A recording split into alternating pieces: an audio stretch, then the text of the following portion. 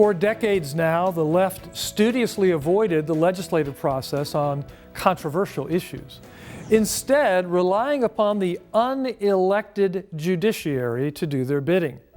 For example, without a single vote being cast by the American people, and without debate or deliberation by the representatives of we the people, the Supreme Court imposed abortion on demand and same-sex marriage as law throughout the nation.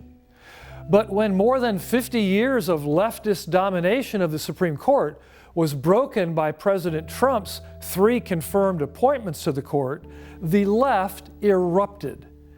Now that the court no longer carries water for the extremist leftist agenda, the fevered emanations from the swamp now decry the court, calling for its radical makeover. Among the proposals being considered to nullify the court's current conservative majority is court packing. This is the long discredited and quite frankly deeply fascist idea of expanding the number of justices on the Supreme Court to gain an ideological edge. Even one of America's most popular presidents, Franklin Roosevelt, was widely rebuked by his own supporters for contemplating such a step. But that historical precedent is no impediment to the modern leftists who insist that the High Court must be brought to heel. From the leftist perspective, it's far easier to pirate fellow travelers onto the court to do its bidding than to attempt the more arduous and legitimate political work of building consensus and convincing people.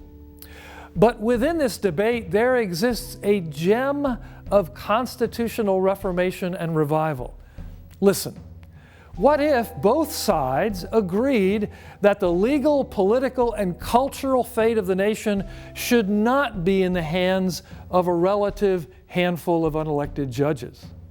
What if we instead returned the making of law to the elected representatives of the people? The left pays continual lip service to democracy, but it seems they are actually afraid of it, preferring to be ruled by a black-robed oligarchy.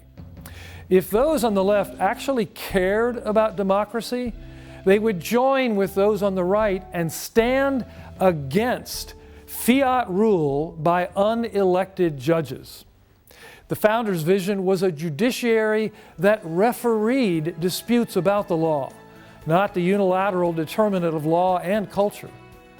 I wonder what the left has to fear in that idea.